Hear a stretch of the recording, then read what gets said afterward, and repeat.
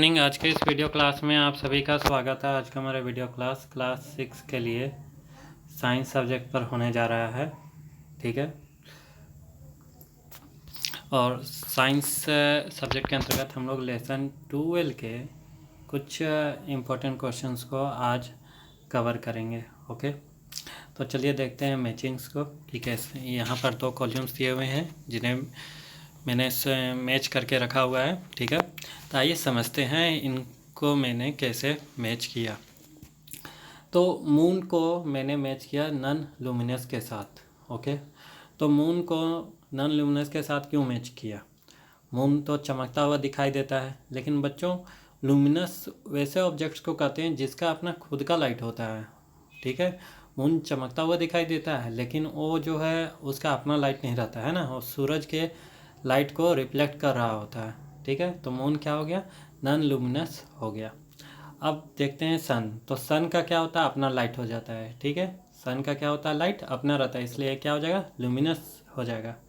Brick, brick का means क्या होता है बच्चों? ईट, है ना। तो ईट क्या है? एक ओपेक ऑब्जेक्ट है। ओपेक ऑब्जेक्ट का मतलब क्या बताया था बच्चों?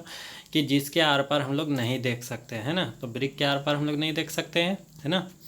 अच्छा, फिर क्या है? मिरर। तो मिरर क्या करता है बच्चों?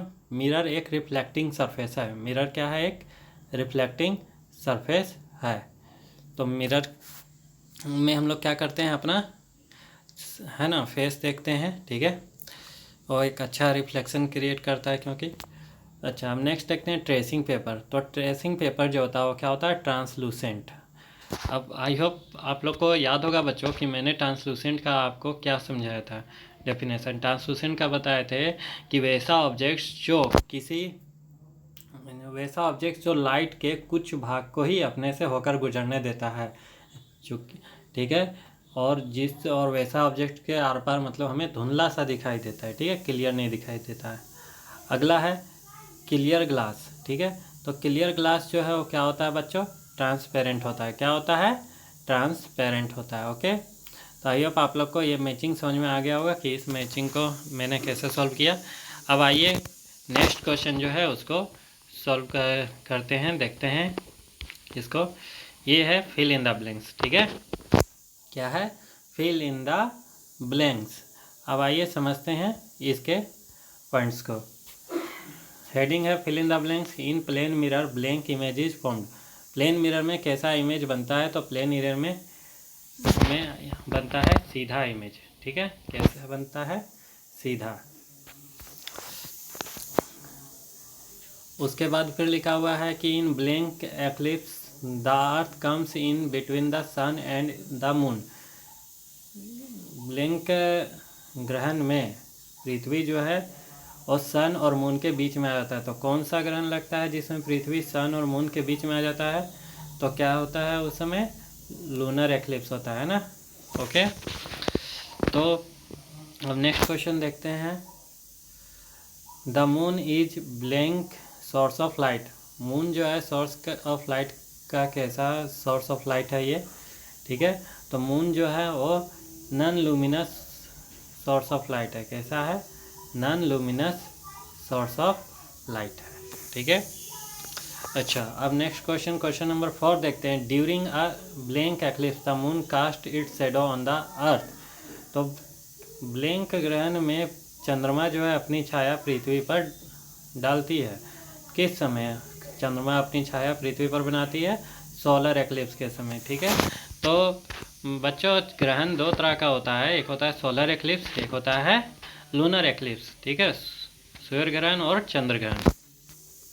ठीक है, तो जब सूर्य और चंद्रमा के बीच में, ठीक है, पृथ्वी आ जाती है तो क्या होता है कि सूरज से आने वाली रोशनी के कारण चंद्रमा के किसी हिस्से पर या पूरी चंद्रमा पर एक छाया बन जाता है। ठीक है, सूर्य से जो रोशनी आती रहती है पृथ्वी से टकराती है और पृथ्वी का एक छाया चंद्रमा पर बन जाती है। ठीक है, तो इसके कारण चंद्रमा का कुछ हिस्सा या पूरा चंद्रमा दिखाई नहीं देने लगता है। इसको हम लोग क्या कहते हैं? चंद्र ग्रहण कहते हैं। ठीक है, क्या कहते हैं? चंद्र ग्रहण कहते हैं। लूनर एक्लिप्स, वही लिखा हुआ है क्वेश्चन नंबर 2 में यहाँ पर कि in lunar eclipse earth comes in between the sun and the moon. ठीक है, अब उसी तरह क्वेश्चन नंबर 4 में कहा गया है कि during a solar eclipse the moon cast its shadow on the earth. इसी तरह क्या होता है कि सूर्य ग्रहण के समय सन और पृथ्वी के बीच में चंद्रमा आ जाता है और सूरज से आने वाली किरणों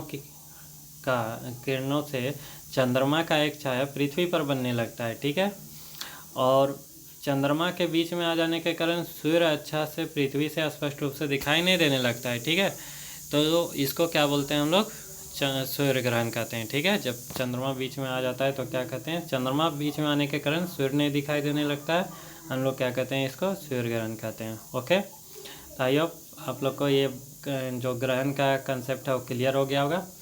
अब आइए देखते हैं question number 5। Blank inversion takes place in plane mirror. Blank inversion जो है प्लेन मिरर में होता है, तो प्लेन मिरर में किस तरह का इन्वर्सन होता है, लेटरल इन्वर्सन होता है। ठीक है, जैसे कि प्लेन मिरर में हम लोग देखते हैं अक्षर आर अगर देखें, ठीक है, आर अगर देखें तो कैसा दिखाई पड़ेगा, ऐसा दिखाई पड़ेगा, है ना। तो इस तरह से हम लोग देखते हैं कि हम राइट पार्ट लेफ़्ट और लेफ़्ट पार्ट राइट दिखाई पड़ता है ना प्लेन मिरर में, तो इसको हम लोग क्या कहते हैं, लेटरल इन्वर्सन। तो आइए बच्चों, आप लोग को सारे क्वेश्चंस जो हैं वो समझ में आ गया होगा। ये मैचिंग के और फिल इन द ब्लैंक्स के जो भी क्वेश्चन थे वो समझ में आ गए होंगे और आपको वीडियो अच्छा लगा होगा। और आज के इस वीडियो क्लास में इतना ही बच्चों, तो मिलते हैं नेक्स्ट क्लास में, तब तक के लिए बाय बाय।